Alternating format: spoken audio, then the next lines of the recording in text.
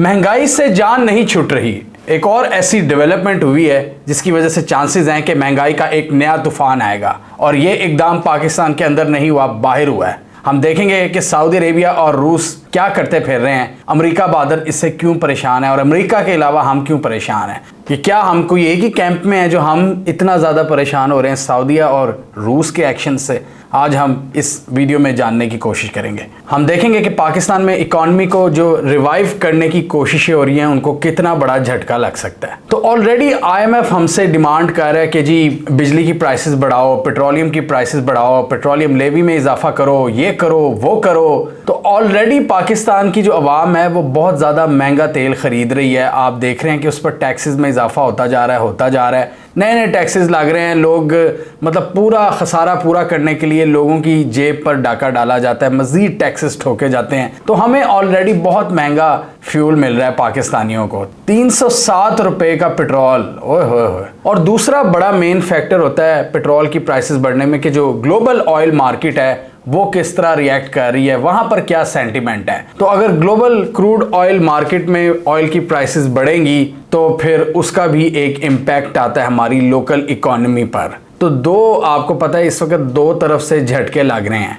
Russia Ukraine जंग के बाद क्या हुआ था कि जो क्रूड ऑयल की प्राइस थी वो $130 फी बैरल से ऊपर चली गई थी। तो एक तबाही हो गई थी, और उस वक्त हमें याद है 160-150 पर था पाकिस्तान में पेट्रोल। जब $130 फी बैरल हो गई थी उसके बाद काफ़ी कम हुई, काफ़ी कम होती गई। अब पाकिस्तान में जब 300 टच किया ना पेट्रोल ने, 300 की प्राइस जब टच की है तो ग्लोबल ऑयल मार्केट में जो क्रूड ऑयल की प्राइसेस थी वो $75 फी बैरल थी। कितनी? $75 फी बैरल पे हमारा 300 हो गया है। ये पिछले एक हफ्ते की मैं बात बता रहा हूँ। लेकिन अब क्या हुआ है कि अब ग्लोबल ऑयल मार्केट में जो प्राइसेस हैं वो $90 को टच कर रही हैं। ऑलरेडी पाकिस्तान में 300 की प्राइस कम हुई है जब 75 पर था ग्लोबल मार्केट में। अब जब 90 का हो गया है तो अब पाकिस्तान में एक मजीद चांस है कि महंगाई का नया तूफान आ जाए।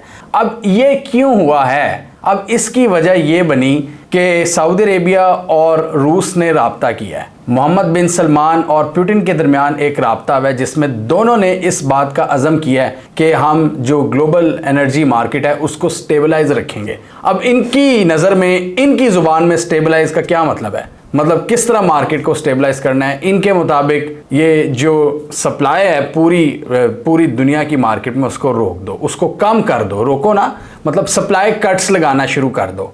अब ओपेक प्लस का ये इकदाम सामने आया है जिसमें सऊदी अरेबिया और रूस दो बड़े प्लेयर्स हैं, और ये दुनिया के दो टॉप ऑयल प्रोड्यूसिंग कंट्रीज हैं जो कि ओपेक में बड़े बड़े फैसले करते हैं। इनके एक टेलीफोन कॉल से पूरी दुनिया की मार्केट से हिल जाती हैं, और हमने यही देखा है कि किस तरह मार्केट्स ने रिएक्ट किया है। और $75 फी बैरल जो क्रूड ऑयल की प्राइस थी वो इस वक्त 90 तक पहुंच गई है इनकी एक टेलीफोन कॉल की वजह से। और इन्होंने क्या कहा है कि जी हम ऑयल कट्स लगाने पर इत्तेफाक हुआ है, उसको मेंटेन करने पर इत्तेफाक हुआ है। बेसिकली ये ऑयल कट्स पिछले साल से लगा रहे हैं, रशिया यूक्रेन जंग के बाद से ही। सऊदी अरेबिया और रूस ओपेक प्लस में इनका बड़ा ज़बरदस्त कोऑपरेशन जा रहा है आपस में। तो बेसिकली इन्होंने ये कहा है कि जितनी डिमांड होगी ना हम उस हिसाब से सप्लाईज करेंगे, हम कोई हद से ज़्यादा या ज़रूरत से ज़्यादा सप्लाईज नहीं करेंगे मार्केट में, जितनी पीछे से डिमांड आएगी। ये दो बड़े ऑयल प्रोड्यूसिंग कंट्रीज़ हैं सऊदी अरेबिया और रूस, जो ओपेक में इनका बोलबाला है। इसके अलावा अमेरिका भी दुनिया में एक बहुत बड़ा ऑयल प्रोड्यूसर है, लेकिन अमेरिका जो ज़्यादा अपनी प्रोडक्शन है वो मुल्क के लिए ही रखता है,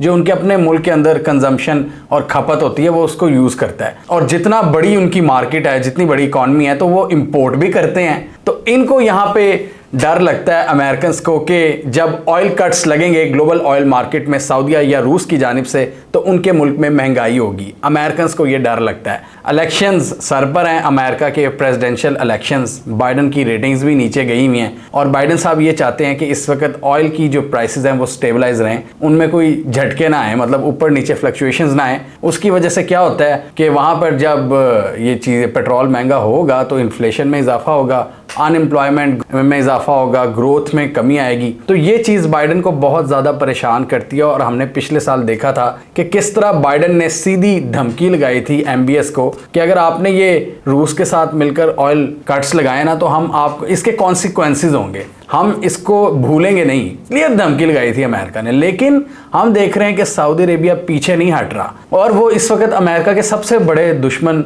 रूस के साथ जा बैठा है। ना सिर्फ रूस के साथ वो बड़े बड़े फैसले कर रहा है बल्कि चाइना के साथ भी डील्स कर रहा है। तो ये अमेरिका के लिए एक बहुत डिस्टर्बिंग एलिमेंट है कि जहां पर रशिया यूक्रेन जंग भी हो रही है और वहां पर उस मौके पर सऊदी अरेबिया शर्मा नहीं रहा या कोई झिझका नहीं रहा कि हमने रूस के साथ कितना ताउन बढ़ाना है। अब देखेंगे ये जो ओपेक प्लस का इकदाम है, इसमें सऊदी अरेबिया खुलकर ये एमबीएस और पुतिन इस तरह के फैसले कर रहे हैं, इकदाम कर रहे हैं, जिससे अमेरिकन जो हेजीमनी है वो अंडरमाइन होती है। अमेरिका के जो ख्वाहिशात हैं उसके टोटल अगेंस्ट जा रहे हैं ये एमबीएस मोहम्मद बिन सलमान। यहां से पता लगता है ये किस तरह अमेरिका के चंगल से निकल रहे हैं। तो यहां तो अमेरिकन को डर है कि इनके मुल्क में एक महंगाई का तूफान आएगा इस डेवलपमेंट के बाद। इन्होंने कहा है कि हम दिसंबर तक ऑयल कट्स लगाते रहेंगे। और ऑयल कट्स लगाने का क्या मतलब है कि ग्लोबल मार्केट में ऑयल प्राइसेस की जो क्रूड ऑयल है उसकी प्राइसेस में इजाफा, जैसे हमने देखा कि 75 से 90 हो गया। और ये चीज ऑयल प्रोड्यूसिंग कंट्रीज के लिए एक बहुत बड़ा गिफ्ट है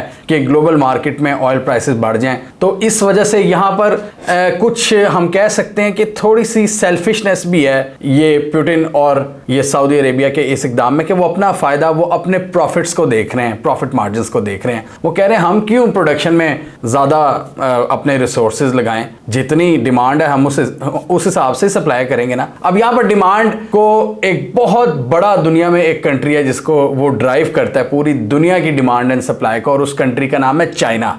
चाइना में इस वक्त ग्रोथ हुई है थोड़ी सी स्लो।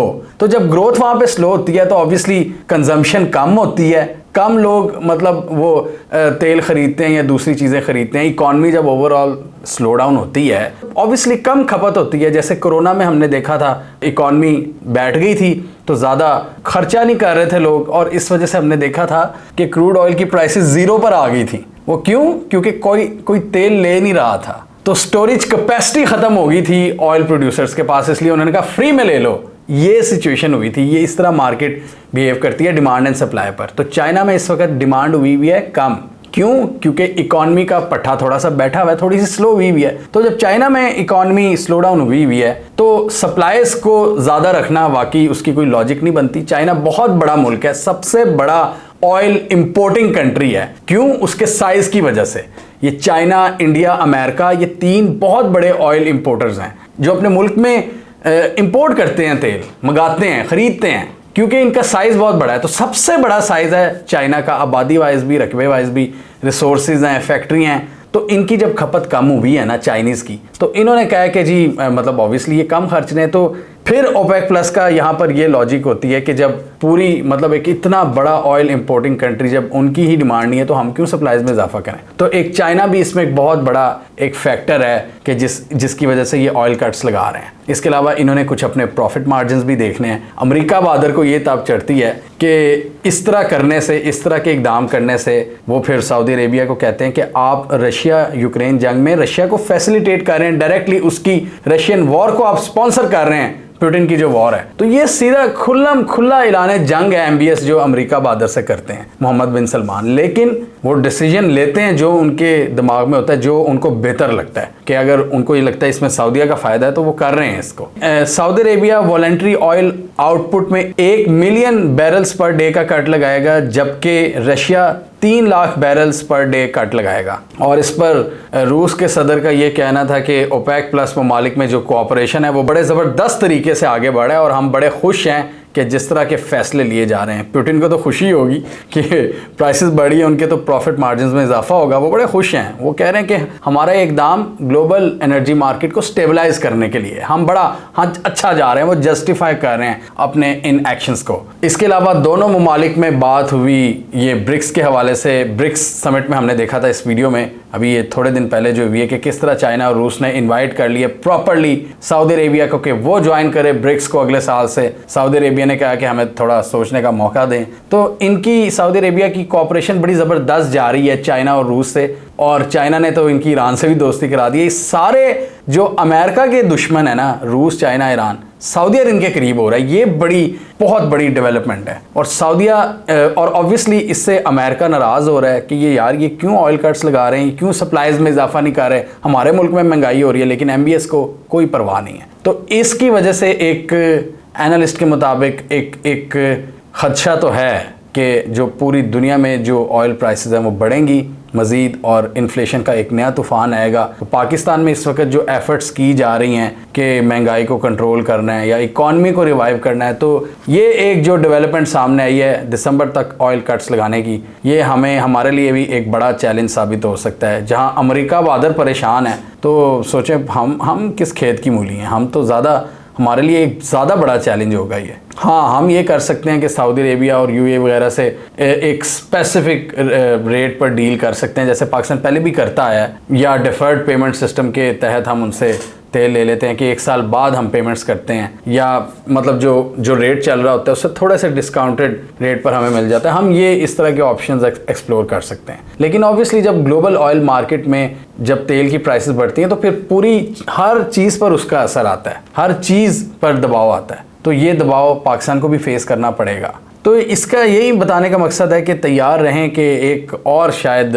मतलब डोमेस्टिकली तो आईएमएफ की वजह से जो हमें डंडा दिया हुआ था आईएमएफ ने, उसकी वजह से अलग महंगाई हो रही है। अब ये एक ग्लोबल फैक्टर आ रहा है जो हमें थोड़ा सा मज़ीद तंग कर सकता है, तो इसके लिए हमें तैयार रहना होगा। ये क्रूड ऑयल की इस वक्त $90 फ़ी बैरल इस वक्त जो हो गया है क्रूड ऑयल, ये पिछले 8 माह की सबसे बुलंद तरीन सतह है। यानी 2023 की बात करें तो 2023 के हाईएस्ट लेवल्स हैं ये क्रूड ऑयल की प्राइस के, जो कि 70 तक आ गया था, काफ़ी नीचे आ गया था रशिया यूक्रेन जंग के बाद। अब ये वापस इसकी जो ट्रजेक्टरी है वो अपवर्ड है। हमें कमेंट सेक्शन में बताइए आपके ख्याल में पाकिस्तान जैसे मुल्कों को क्या चैलेंजेस फेस आएंगे इस डेवलपमेंट के बाद, मज़ीद चैलेंजेस। क्या आपके ख्याल में पाकिस्तान पर असर मज़ीद आएगा यानी इतना ऑलरेडी हम पर आ चुका है ये महंगाई का असर, और इस डेवलपमेंट के बाद आप क्या देखते हैं? मतलब कोई रिलीफ हमें मिल सकता है दोस्त ममालिक की जानिब से, और दोस्त ममालिक में सबसे पहला नाम सऊदी अरेबिया ही ज़हन में आता है। क्या हमें इस मामले में कोई रिलीफ मिल सकेगा